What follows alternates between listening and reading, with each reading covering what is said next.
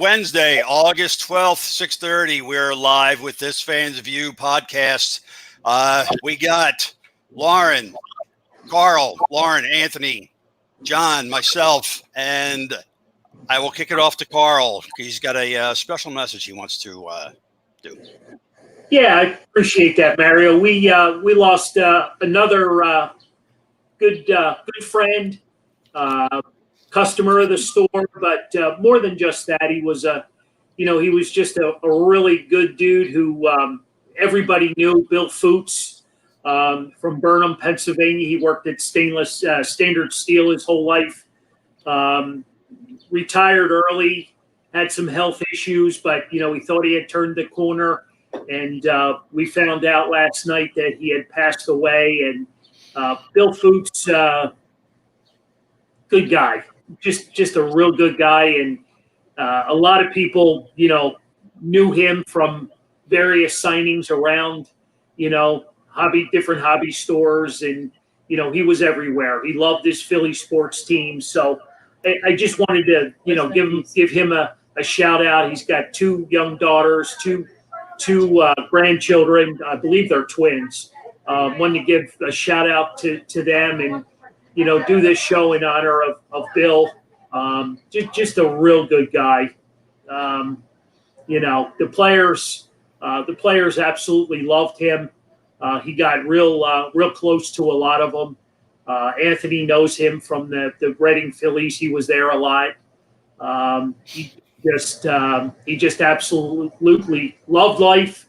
He was looking forward to retirement, and it was cut short. Hopefully he passed in his sleep and didn't suffer. But our thoughts and prayers are with the girls and the family, and we want to wish them well. And this show's in honor of Bill Foots. So, John, what do you got for us? Well, we had a very good week again with this fans for the who wore it best. Bobby Jones was number 24 winner, well deserved, and Mike Lieberthal came in second. This week we have a very good matchup as well with the Phillies. Jim Thome, the NL home run leader in 2003, Phillies Hall of Famer, Hall of Famer himself, 101 home runs here with the Phillies. He hit his 400th home run here at Citizens Bank Park. For the Eagles, we have Tommy McDonald, everybody's favorite, Tommy McDonald, 1960 NFL champs, 6-time Pro Bowler, Eagles Hall of Famer, NFL Hall of Famer, College Hall of Famer. The guy's a Hall of Famer for everything. He's a Hall of Famer. And for the Flyers, we have that Keith Primo, famously well known for his fifth overtime goal to beat those Pittsburgh Penguins. Sorry, Anthony. The longest game in playoff history. Captain for the Flyers for 6 years there. Very good player in his due. For the 76ers, we have that Ben Simmons. Hopefully, he's going to be our future.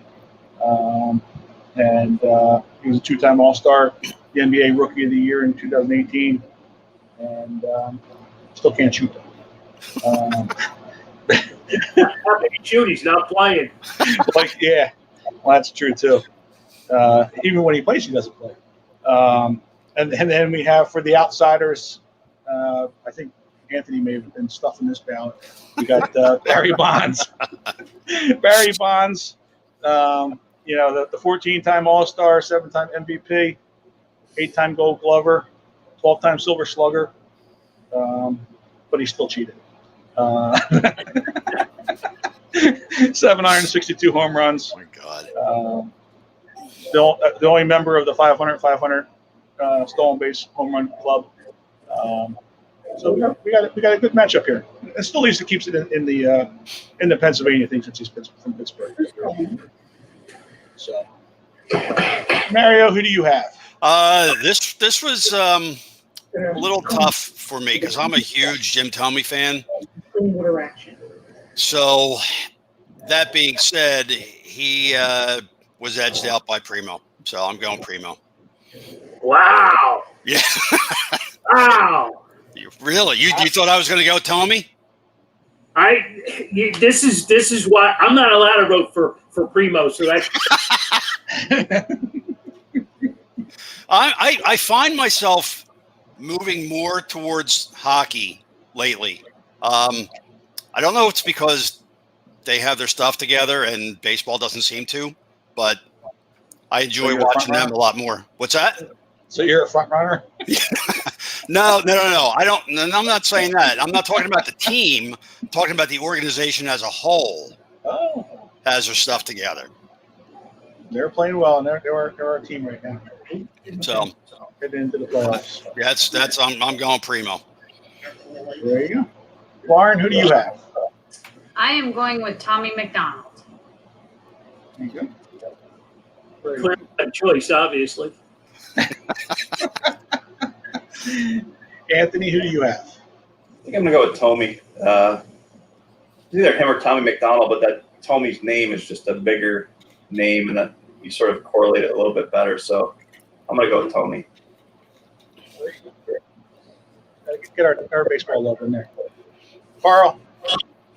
Well, just to update everyone, the three of us and Sue, if anybody didn't realize, we're together, and we're down here in Ocean City, New Jersey, at the 1401 Beaches. Ocean Avenue. Ocean Avenue, 1401 Ocean Avenue. So that's where we're coming from tonight. So the door's open. Hopefully, maybe a few seagulls will fly in or something. Nope. We'll really get this place jumping. So that's why we're sitting real cozy on the sofa and So cozy. and so that's where we're at. But this is a tough choice for me because an obvious choice would be Primo, being a Flyer guy, hockey, the whole bit. But the whole Tommy McDonald thing, kind of, the play, the whole. I don't know if I'm not quite sure what it is, but my allegiance, right now is Hall of Famer Tommy McDonald, the way he was brought in, in '95, with Ray Didinger as his presenter and how it all came to be. It's got a great storyline if you've never seen the play. But I just, the whole 60 Eagles got my attention. So I'm going to go Tommy McDonald. There you go. I'm going to go the same. I'm going with Tommy as well. You listen well. So you got he's a Hall of Famer in every category, from the Eagles to the NFL, college. He was that. Tommy. Unfortunately, he was good here as well, but he was more known for outside of being here in Cleveland. So. Yeah, if we had Tommy here, a little bit longer, what I mean? And, he had done more damage. I mean, he held back, Ryan Howard's career, from getting started. And I'm not holding that against him. That was just another bad Phillies move. But they were opening a stadium and they wanted a big name. They wanted to, they wanted to have a big announcement. So Tommy was the guy at the time. But so what do we have? How many Tomys do we have? We got one Tommy. One Tommy. We got one Primo. And three McDonald's. Three McDonald's. Tommies. Okay, so we've kind of, Pretty good. we've kind of spread it out. And Why didn't you vote for Barry Bonds?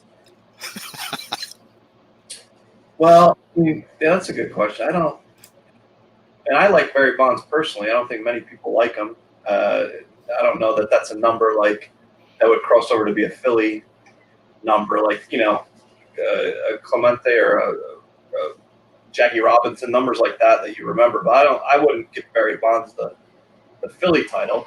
I mean, if it was number 24 overall throughout the country, you might consider it, but I probably still wouldn't give it to him then either. But Right. I wasn't a fan of him personally. I liked him as a player, but not as a human being. Yeah, I mean, he was a great ball player, in his Pittsburgh days. And even in San Francisco, he was too. That was enhanced. But yeah. I think he probably would have been a Hall of Famer without all that stuff. But I guess we'll never. Well, that's we'll the never part know. that's right. That's the part that makes it that much more impressive or sad that he had to go that way and ruin what he had. Up until,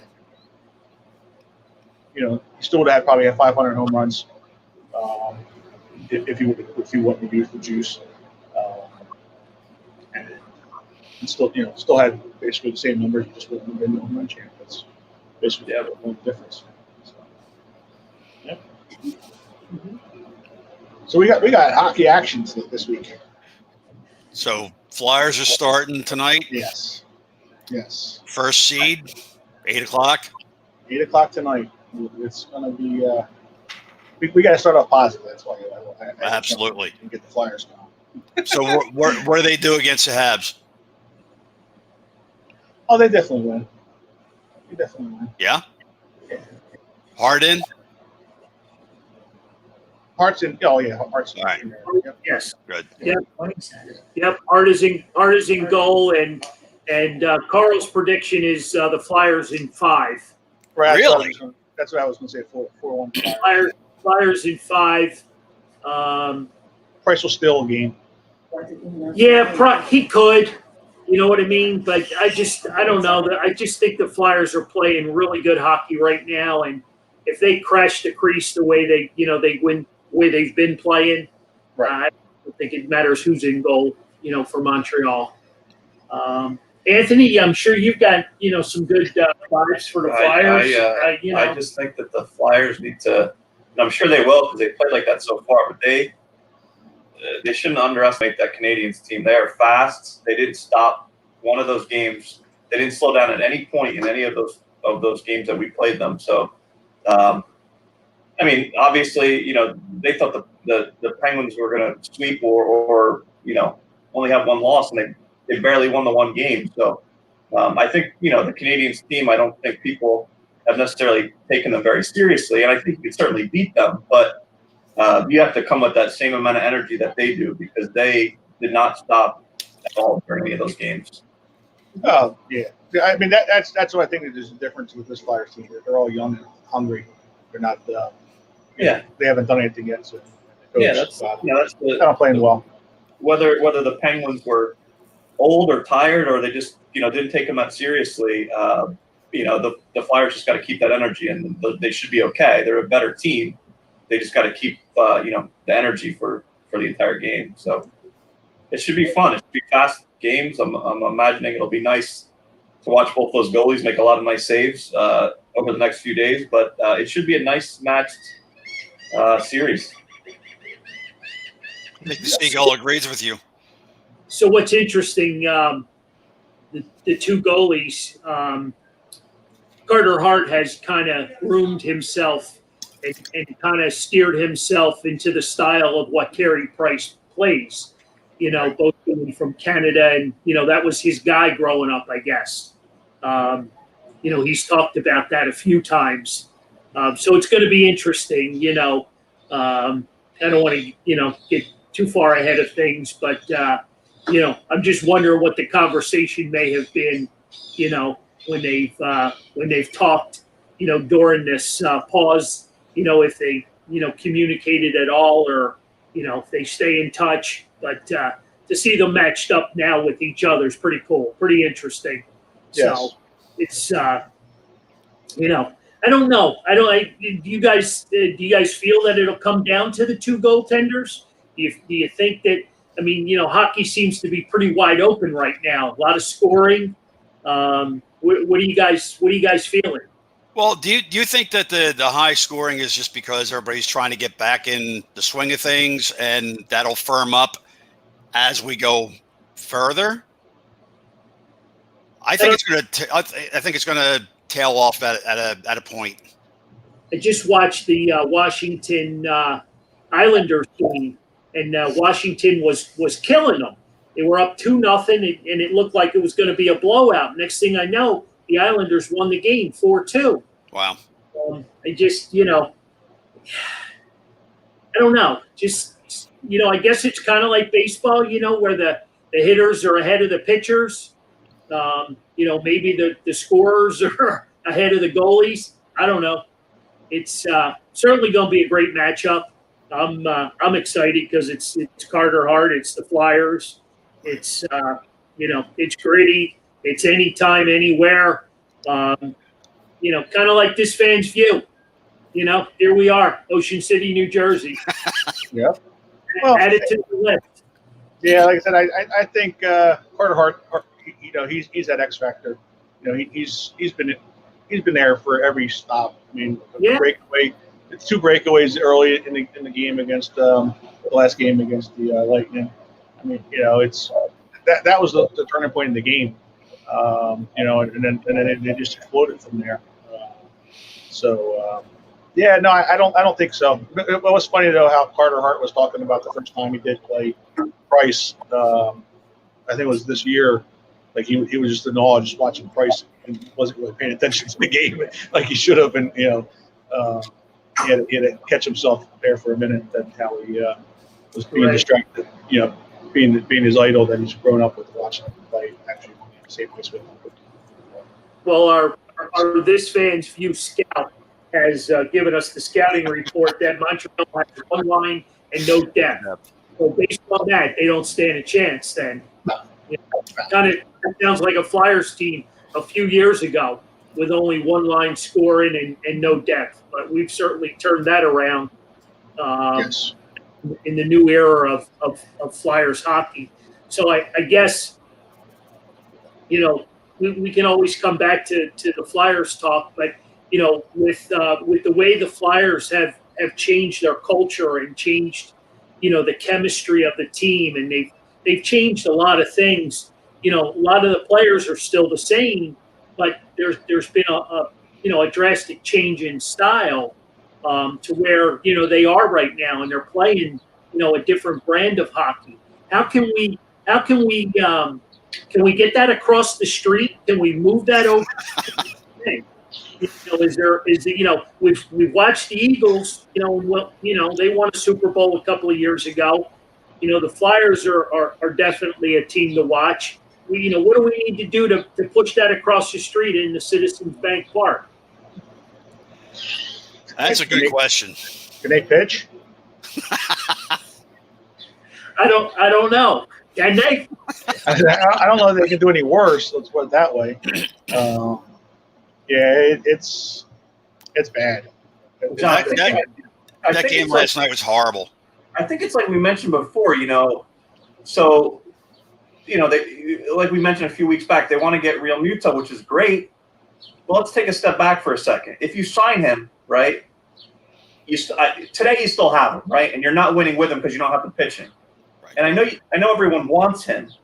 Well, why don't we spend some of that money on like a bullpen, and then you have an actual chance. So if he gets a 2-run home run, but you give up 8 runs, there's not too much he can do about that. So you got to get that bullpen finalized before you worry about anything else. And I was saying that before the season even started. I'm like, other than a couple starting pitchers, what do you do down the road once you get in a jam where there are some decisions that people don't like that Girardi made, but he's only got so many guys that can throw. So what do you want him to do? I mean, you got to get a better bullpen if you want to compete, especially in that division. No doubt. But my question is, who do you get? It's not like you need just one person. You need several. Well, and that's why my thought is to maybe, I'm not saying right now, but maybe in the off, get rid of one of these bigger name guys to try to get a bunch of pitchers. If someone, finishes with a better year than expected, whether it's Hoskins, whoever, maybe get rid of a couple of those guys while they're hot so you can get some bullpen, or, also come to, drafting some of better pitchers so you don't have to spend that much. So, well, that's the big key. They got to right. draft better. Well, aren't we getting rid of Arrieta's salary next year? Yeah, that's pretty. We are what it is, but it's pretty big amount. Right. Yeah. I mean, no, you're losing him. You're losing, Robertson. and you're going to lose Jay Bruce. Problem is the guys that they could trade, they don't have under control. Other than Harper, he has no trade clause. Right. JT doesn't have the contract after here. Didi doesn't have a contract after this year. Same with Bruce. So Hoskins, to trade him, he's cheap for them, so they kind of need him, and they need him to produce more, but they need him to be able to go by pitching. That's why a guy like Alec Bohm, if he produces, would be a key, contributor as well, because he's going to be a lower contract that they can spend money on pitching. So yeah, I mean, they're in a tough situation. Like you said, signing JT is not going to be the answer completely, but it has to be done because you can't lose that guy, and it's just one of those things. You just can't lose him to make another goal. Anthony, he's down for the first day. He spent too much time in the sun today. Forget you heard that comment, all right? You got to sign JT. I don't care. I don't care how you do it, where you do it, when you do it. JT needs to be signed. And again, my 2 cents, what I'm thinking. There's 3 or 4 young arms, and Anthony has watched them come through Reading. You know what I mean? And these kids need the opportunity. And I'm not talking about throwing them into a hot mess. They need to be brought in. Their confidence needs to be, brought upon so that they have the self-confidence to pitch in them situations and not bring them in. Who was the kid last year? J.D. Hammer? You're right. Yeah. You can't do that. Right. You can't do that with these young kids, but these kids got big arms. You got kid, Brogdon. Who else, John? There's 3 or 4 kids that you got Damon Jones was another one, that can come up, and Connor Did Connor Seabold. play last night? He did not. He did not. Okay. He probably will be in there tonight. He had a bullpen session on Monday, so that's probably why he didn't pitch yesterday. Well, hopefully not. Hopefully we get a complete game shutout. You know what I mean? And we don't need the bullpen, and the bullpen's not a factor tonight. How about that? I don't think you're going to see many complete games. If we didn't see one the other night with Nola, I don't think we're going to see one. Yeah, they don't want these guys to pitch that long. They don't want them to pitch in a regular year for a full game. They definitely don't want it this year. And unless they're at 70 pitches going into the 9th inning, I don't think you're going to see it. Well, John, do you know how much money gets freed up after those guys leave next year, theoretically? Well, if freed up, you'll get 25 for Arrieta, like 15 for Bruce, $10 million on $10 million on Robertson, and then Didi's another guy that's probably like 14 million. I think it was his contract this year. So, I mean, you got like 60 or 70 million, that you could play with there. But you're also losing 3 holes anyway. I mean, Right. Robertson hasn't done anything for us, but Bruce has been producing. Didi's, the guy that you want to keep. That's a good amount of money that's freed up. So, I mean, you can get some good pitchers if you use your money wisely between that and drafting smart. So, yeah, I mean, if that much money's out there and you could still sign JT, that's great. You just got to use that money wisely and not just get a big name to get a big name. You got to get the guys that make sense. Right. Well, but the problem is you're losing a Jay Bruce, the bat that's been producing all since he's been here when he's been in the lineup. You're losing a Didi Gregorius that's been guy that needs to be playing. I like Didi. I think you should re-sign him. So I think they got to get some more from the people that they have on their staff. You got to have these guys hitting better overall. I don't know. Yeah, but and then a guy like Arrieta. Break your train of thought. I think you're flipping the switch and becoming a Phillies fan. No, not because they do pay my bills, but I don't think I'm. But I mean, Arrieta is a guy. If he can come cheap, he might be a guy that you might have to, bite the bullet for a year or two, because you're not going to have another $30 million pitcher out, to be able to come onto the team. And when he's been healthy, he's pitched okay. He's a different type of pitcher than he was when he was with the Cubs. And I think it's finally sinking into him that he can pitch and be creative. So I mean, it might be an option. I just obviously not $25 million worth, but. So to bring up something that Carl has mentioned before, what about Hoskins? What do you want to do with him?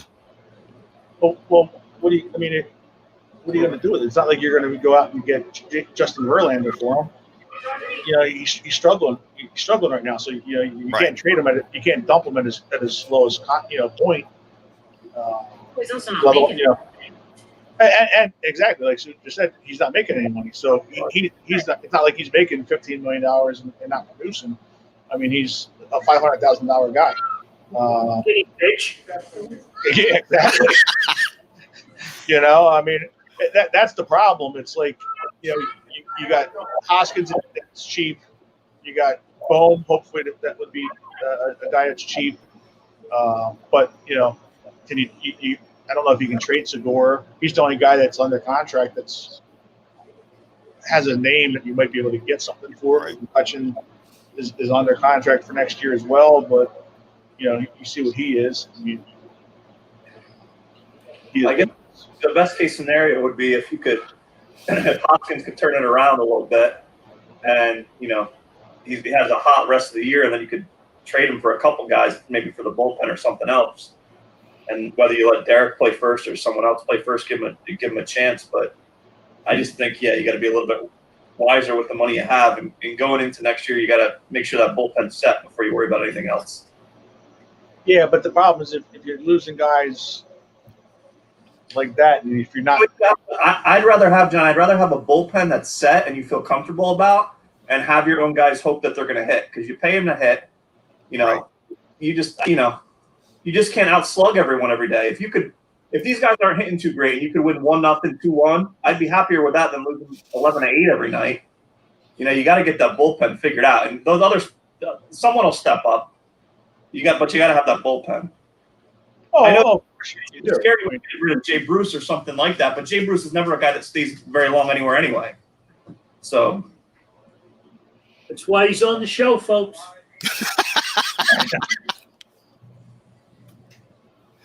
I mean, it's just a tough situation where they're at right now. They haven't drafted well the past 4 years. On this same note, we're talking about buying arms for the bullpen, and we've been there, done that. We've tried it, Right. and we haven't been successful with it. You just mentioned the guy we brought over from the Rangers who had never, or the Yankees, who had never been hurt in his career. Right. Right out of the gate, Tommy John surgery. Yep. So Right. we lost a viable arm there that was supposed to help this bullpen.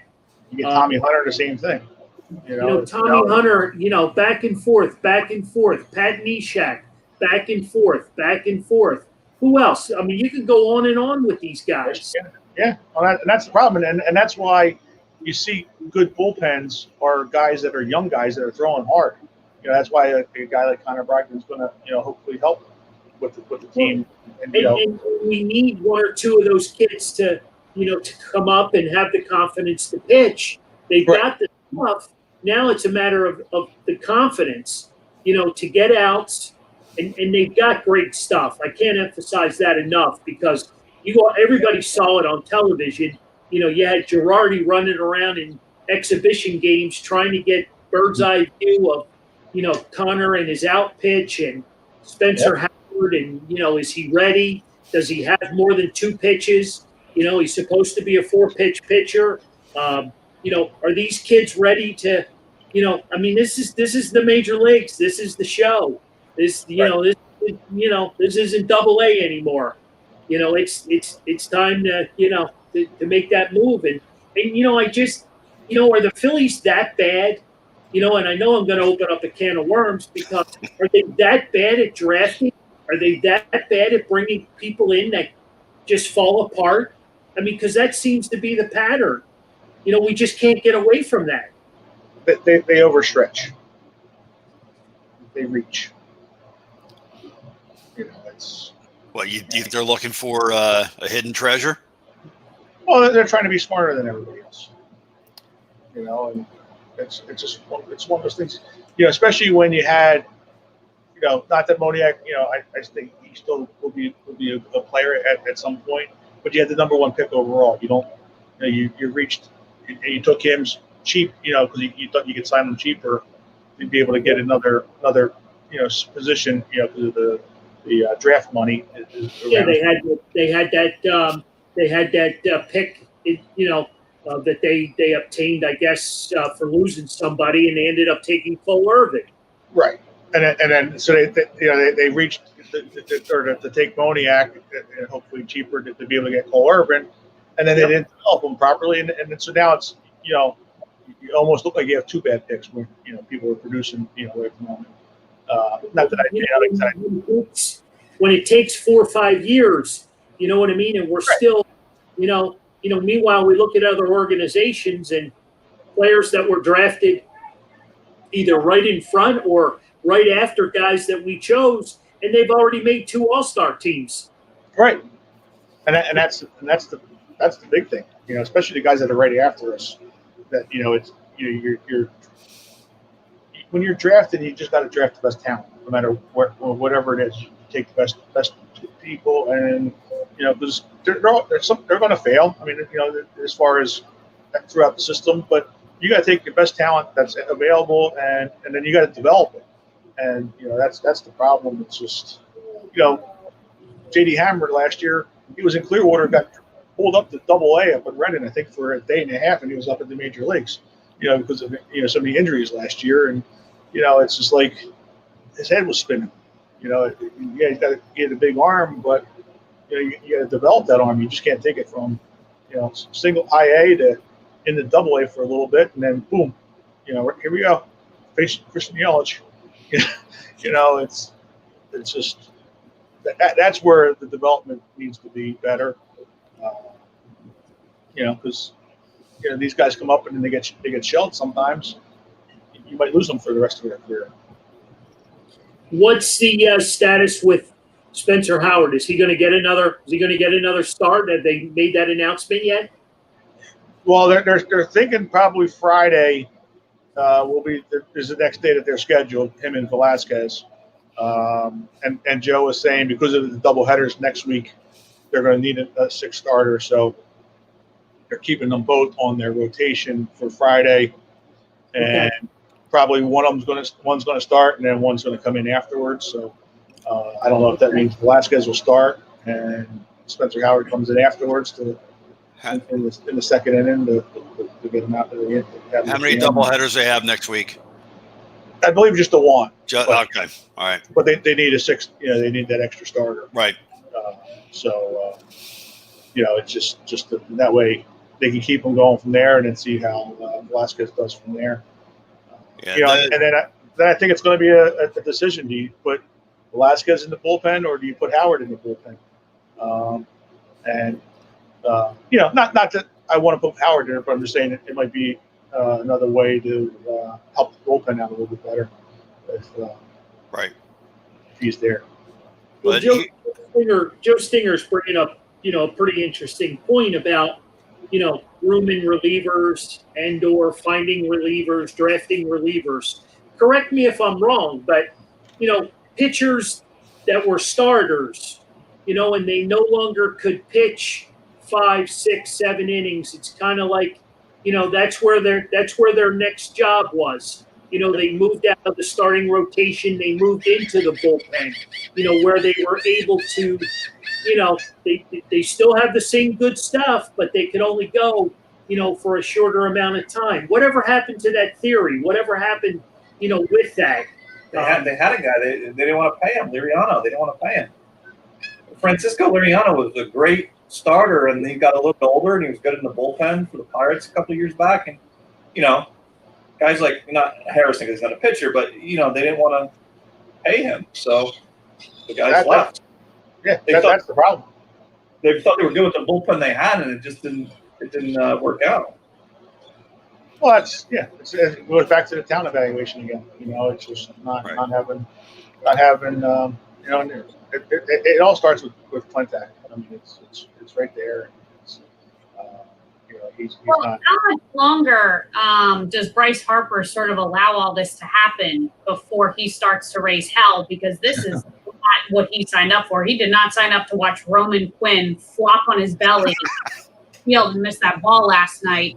He didn't sign up for Segura coming from third to catch a ball that belonged to Hoskins. How long before he goes into Clintac's office and is like, dude, what happened? Because the year after I left the Nationals, they went and won the World Series, and I'm here for this shit. Well, if they don't sign JT, I'm sure he's going to have something to say at the start of it. So that'll be the big part right there, exactly with Realmuto.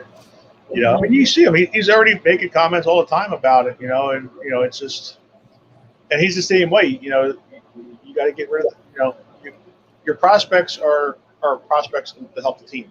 Whether they're good enough to be on the team or if you have to move them, and to get a better piece, you can't, fall in love with them,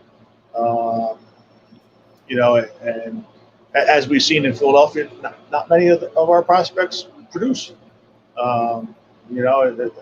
don't develop like we think. But is that the prospect's fault or is that the system's fault? Because do all of these guys really suck that bad? Well, I think it's a system as far as not producing and training them properly.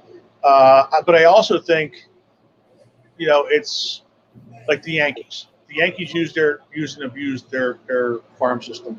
This guy's the greatest guy ever. You never heard a Judge coming up too much as far as a big guy. You hear these other names, and then they trade those guys off, and they never do anything either. They deflect. But they deflect the guys, so, and then they always have extra guys, around. So, it's definitely the whole system, is just flawed. It's just not, like Carl was saying, I mean, Hoskins was hot, Dylan Cousins was hot, King Reese, like as far as big names, you can move them and get somebody that's a major league proven talent. That hey, this guy's like a JT Realmuto, and then make sure you pay him when it comes time. But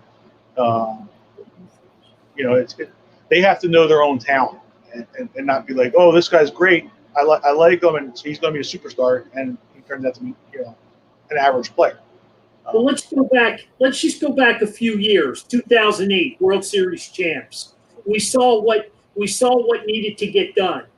Okay, the pieces were there. They went and they added some pieces. Ruben Amaro got his butt chewed for trading this guy and trading that guy. You know what I mean? But it seemed like the formula was there, to trade a couple of these young players, mortgage the future per se, if that's a cliche that, we still talk about today. And we won a championship in 2008. We were back in the World Series in 2009. Yeah, there were rough years, for a few years after that because, he did, pretty much blow up the minors. But, at least you take that chance. You know what I mean? Because you're that close. Like Lauren just said, Bryce didn't sign up for this. He didn't come here, to play for this, and you're scoring 8, 9, 10 runs. You got to win ball games. You cannot lose those ball games. Period. End of conversation. And if we can talk about this, and trust me, we're a very young show, but we seem to talk about the same things, for almost the past 2 years now. With the same bad philosophies, bad decision making. When does all that change? When does Middleton say, okay, we tried it on the field, now it's time to clean the front office out? It changes when you get rid of Clintock and McPhail. Well, Has you were a guy that was anti-Ruben Amaro. You weren't a big fan, right? That was for personal reasons. That wasn't for anything he did with the team. Okay, well, But yeah, I was pissed off with what he did. Did we love him as a general manager because he brought us a World Series? Right. There you go. You had Pat Gillick, and he had a whole lot of winning ways about him from where he came from and what he did with other teams. I look at Andy McPhail. When's the last time he won anything? Right. 80s. But that was the point. Like, everybody was getting on Ruben Amaro back in the day because he traded a Kyle Drabeck. What did Kyle Drabeck do in the pros? Nothing. What did he wouldn't. The one thing he wouldn't trade up Don Brown. We fell in love with the Don Brown situation, and that came back and bite us a little bit. But that's the thing. That's the point, though.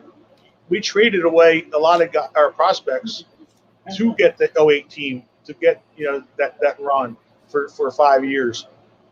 What prospect did we give away in that time frame that turned into anything? Well, my point exactly. Well, that's that's what I'm saying. So the system's been flawed as far as Ruben and talent for a long time, but at least at the philosophy for Ruben and Pat Gillick was, these guys are hot. Okay, let's get rid of them and get talent that's going to actually help the major league team right now. But I think their downfall was they didn't replenish all of that talent in the draft to be able to There's a place to sustain this. Well, there is, but when you're drafting, if you can draft another guy, then hopefully those guys turn into something like that. Then you could have traded more in 16 and 17. Type of thing. Well, the problem is people got mad at Ruben. He made some good moves to help you win. Once you win, those guys either want more money or you got to pay more to keep them. So you got to make decisions on guys like Howard, this or that. In retrospect, in general, people shouldn't get so upset about him. I think he did a good job. You see how hard it is. It's only getting harder and harder year after year. What they should do is maybe look at one of these teams like, the St. Louis Cardinals, like we talked about before, one of these guys that are good every year where if someone's hurt, you're not screwed because you can get someone from the minors and fill right in. That's coaching and drafting and all that stuff. So maybe try to look to pluck some of those guys from those teams like that, or the Oakland A's that always seem to be hanging around. That was my team, yeah. And try to bring those guys in. I mean, if that's the problem is the system, you can't get rid of one guy just to fix it because that's not going to happen. So you got to get a whole different mentality. Right. Well, getting rid of the general manager and stuff will change the system. Hopefully that guy will come in and change the philosophy of the whole system. We got the 15 minutes of bashing Clintock. We brought him where? From the California Angels, Oakland Angels? Where? The Angels. Yeah. Right? And then he was with Baltimore. He was with the Angels. Yes, when he came. And what was the track record there? There was no winning. There was nothing there. He was a young general manager that all of a sudden John Middleton wanted to play the wheel, and now we were going to start spinning for analytics and what comes next. But didn't they actually get better after he left and came here? The Angels? Yeah. Well, I mean, come on, they got Mike Trout. Right. Well, they still haven't made the playoffs yet. No, they hadn't done. They haven't done anything. They didn't do anything before either. Right, and they keep buying players all the time here and there. They got an all-star team over there, and they still can't win because they don't have pitching. Right. Right. Jack Broder, Mr. Hockey, brought up a good point about Howard and Utley and Rollins and Hamels. They're all homegrown talent. We drafted all these guys. You know what I mean? Why'd we let those guys that drafted, why didn't let them walk away? Who pissed in their Cheerios? What the hell happened there? They should still be here in Philadelphia. Yeah. Well, what was Arbuckle was he was the guy. Once he left, that was the downfall right there. It's just we just seem like we keep spinning in circles. We're talking about the same things week in and week out. It's like Groundhog Day. So when's the last time players of the likes of Hamels, Rollins, Utley, Howard actually came up through the system and were homegrown talent? For teams? 90% of the guys on this Phillies team, we Or got imports. they didn't come up through the system. They weren't homegrown. So what happened those many years ago that allowed these guys to properly develop and take the time that they needed to get themselves situated? Well, you drafted Drafted wrong, or did the coaching change? No. They drafted well to get those guys, and that philosophy at least got the good talent. Like a guy like Moniak, again, he's still young. He's 22 years old. He's not the he's a name that's being out there because he was the number one pick. But you could have had somebody else that's helping you right now. That could be producing. He might produce for us, 2 years from now. With this pandemic, I was hoping that he would have been here maybe next year if he had a good year in AAA this year. But it's just the point. Like you said, you have to have homegrown talent coming up. They're just not drafting that guys, and they're not even giving them away to anybody. It's John, if you look at the names in the lineup today, those are all, for the most part, names around the country that a baseball fan would know. Other than because you got to fill some of those guys, whatever. Those are good names. So that's what I'm saying. Either those guys need to produce better and either get more runs or get a better batting average, or the other option is you need to pitch better. Because those are good names. Like any team would like those names on a team, just the names. I'm saying. But the problem is they're older. McCutchen, he's on the downside of his career. Sure. And that's why we got him, because nobody else was throwing him $15 million a year, or the $60 million that the Phillies threw him. He was like, they're like, why did you sign with the Phillies? Well, you see my contract they just gave me. It's that's the reason why. It's McCutchen is on the downside. Segura, he's on at his best right now and probably on his downside. Who else you got? Well, hold on to that thought for a minute. Segura right there. He comes to Philly because you're trading away to get rid of a $60 million contract in Carlos Santana. Right. You give up a young prospect in J.P. Crawford. Correct me if I'm wrong. Stop me. If I'm in here, right? So now you're stuck with Segura, who, I'll be perfectly honest with you, I think he's got a terrible attitude. He doesn't look like he wants to play most nights, and he says he's off the whiskey and he lost 15 pounds. Well, let me tell you, buddy, go back on the whiskey and drink, because let me tell you, you're not in baseball shape. You look horrible out there. No, and that's another thing. You gave up J.P. Crawford because you had to get that in that deal, and J.P. Crawford could be producing right now for the team. He's playing well in Seattle. We're just not making good quality baseball decisions. Exactly. You can break every one of these trades down, every one of these free agents. You can break it down. I got my bell rung last year at trade deadline for even bringing up the subject of trading, Hoskins at that time. You know what I mean? What has he done in the past year? What has he? Right. And where the help that he needs, the coach that he needs to get him back on his, get his mojo back. You can't go a year. You can't take a year off and then flip a switch. Just doesn't happen. No, and you're looking to be right there as far as on that move. But he's starting to turn around, I believe. You're seeing a little bit more progress from him. He's getting a couple hits here and there, each game. he keeps up doing his walks. He's not driving the ball like we would want to see him do. That's the one thing. Well, I'll stay with you because I know he's your guy. I don't have a problem with that. Kingery's out of the lineup tonight. Okay, they got the hot bat of Phil Goslin playing, right? JT's DHing. What's that? JT's DHing. So they got Nab catching. Nab's catching. I don't have a problem with those moves, but maybe in hockey when you're not producing, the coach puts you in the press box so you can watch the game. You know what I mean, and see maybe what you're missing. Get the fire in the belly back. Yeah, I mean, Kingery's just swing. He's got he is completely different. Him and Hoskins are both the two guys watching coming up through the minors that have drastically changed since they've been up to the pros. So what causes that? Well, it's the philosophy of sports right now with baseball, and Kapler hit the Phillies the last 2 years, had them screwed up, I believe, with Malley, with the hitting coach, pulling everything, swinging more for the fences. And it looks like Kingery's starting to pull again.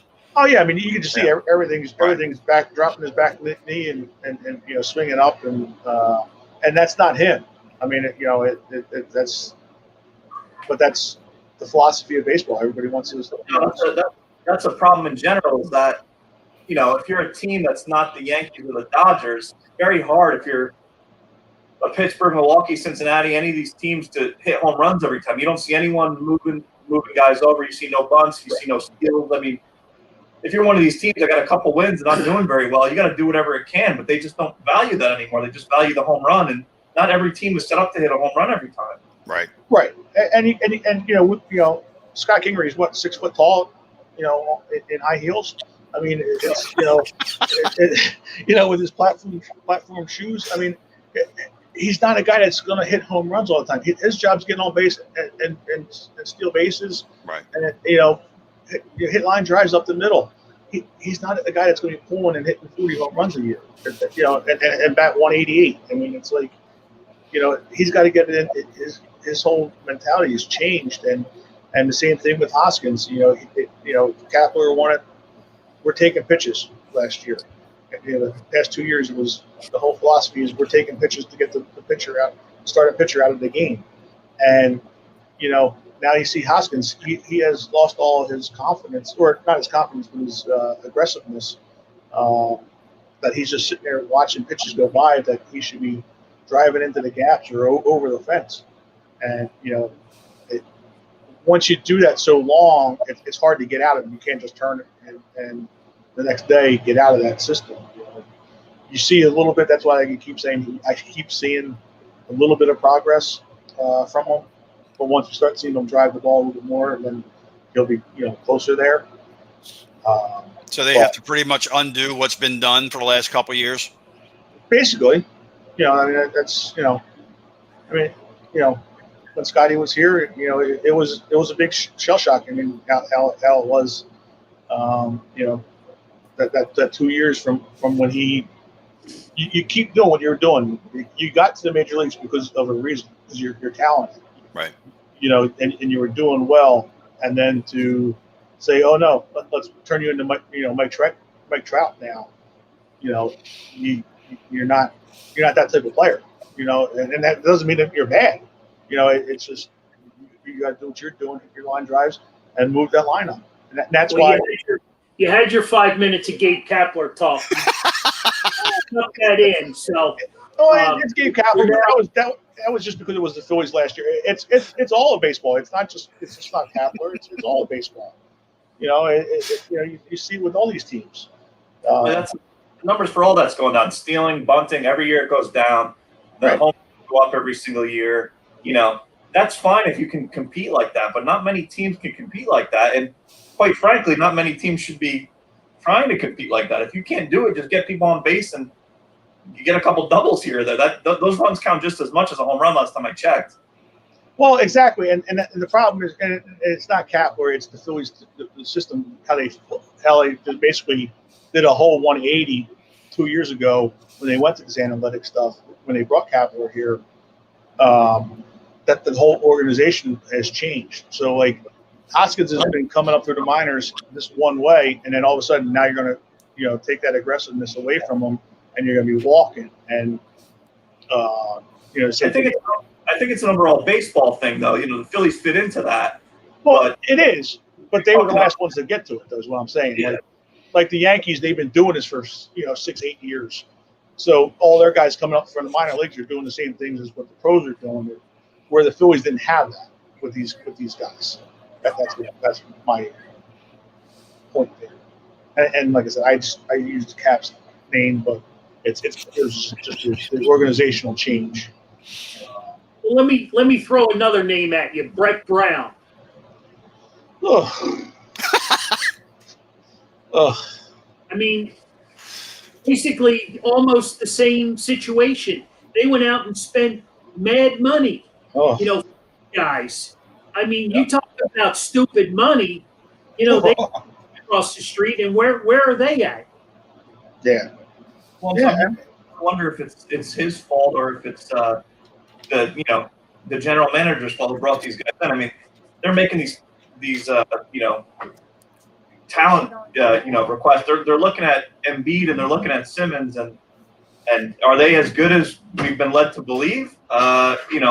Yes, Brett Brown should maybe have them hustling a little bit more, but maybe maybe they just don't. Maybe that's just how they are. I don't know if it's a philosophy of the coach or if they don't have it in them, because you don't see it consistently. I feel like I haven't seen it since they played Toronto last year, where they released, and not even all those games they were coming very hard. Right. I think it's coaching. I mean, look how when Simmons was out, how Al Horford looked. He was a totally different person that 2 games ago. He scored 18 points or whatever it was, and was being more aggressive.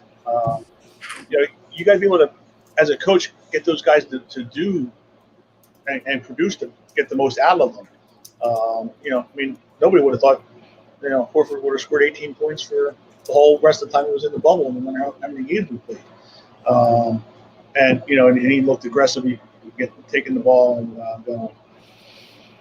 It's just if they don't win the Eastern Conference this year at minimum, I would say that they got to look maybe elsewhere. Even if he's a good coach, maybe just need someone in there to spark a little fire under everybody.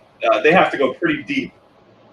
I'm not saying they have to win the championship, but you got to go pretty deep in order to keep him still, because the fan base is getting a little weary of him. I mean, at this point, you should have won something. I don't even think they're getting out of the first round with Boston, to be honest. And maybe that's for the best. Maybe that'll shake people up. I think you might be right. But the problem is now, with Simmons being hurt, is that going to be Simmons wasn't there, so maybe Brett Brown's got to have another year to be able to, I don't agree with that, but I'm just saying, is that what, the Sixers might be thinking, like, he didn't really have a fair chance, but you've done this for the past 3 years now, so. I think it might be better. Maybe one of these guys off the bench will actually make some shots and not be so worried. Yeah, I mean, it could. I mean, team has a good bench too, so you can't count on Joel Embiid and Simmons every time. You got to let Harris and some of your bench players score. So, if they don't make it past Boston, you see you later, bud. Right. Yeah, I agree. It was long overdue. Again, like we were talking about the Phillies, we've been talking about the same things for the past 2 years. It's the same thing with the Sixers. Right. Well, here we are. We killed another hour of a good Wednesday night. Yes, we did. Lauren?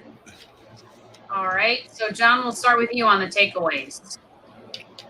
Well, we got Flyers are done. Or in the playoffs here, and we got 16 games to go.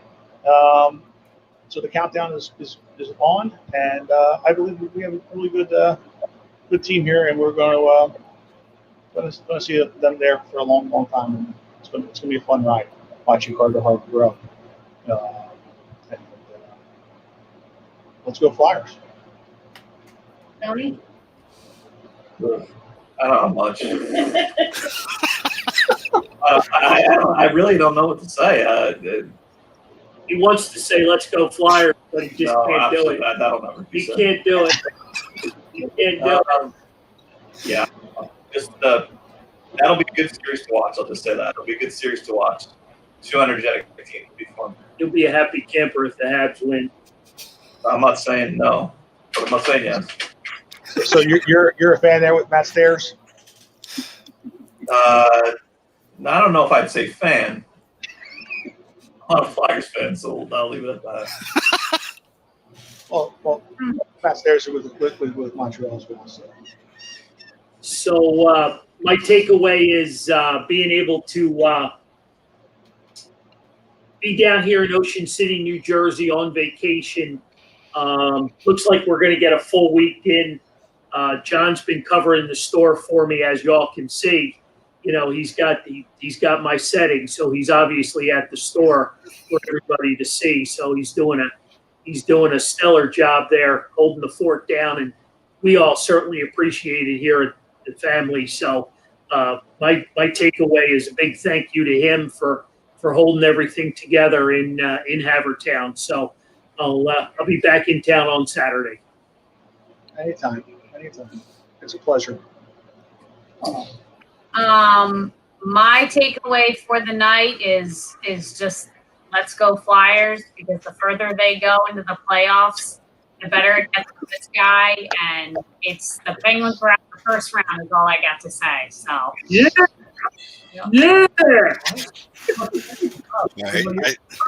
I am worried about my I team. never said a word about them. I'm worried about them. They're going. Yeah, we are family. I'm but they're always worried about us too. No. Okay. All right. Listen, you're like a backseat Penguins fan when it's convenient to be in the front.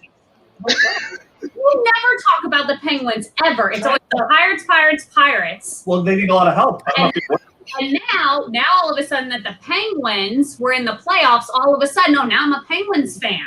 How convenient. So I don't know. Stir the pot, baby. Stir the pot. know if the Flyers, because all I know is the Penguins are out of the bubble. They're Mario, gone. you can take it home, buddy, because this will last all night. So I'm going to kind of piggyback off that and say go Flyers. Hope they do well. I'm going to go turn the Phillies game on for a little bit. Guys, enjoy the rest of your vacation. I hope hope you've had a good time. Hope you're going to have a good rest of the week. John, hold everything down so Carl doesn't come back to a mess. And just go out and live life, because life's too short. So with that, see you next week. Thanks, guys. Thank All you. right. Thanks for coming.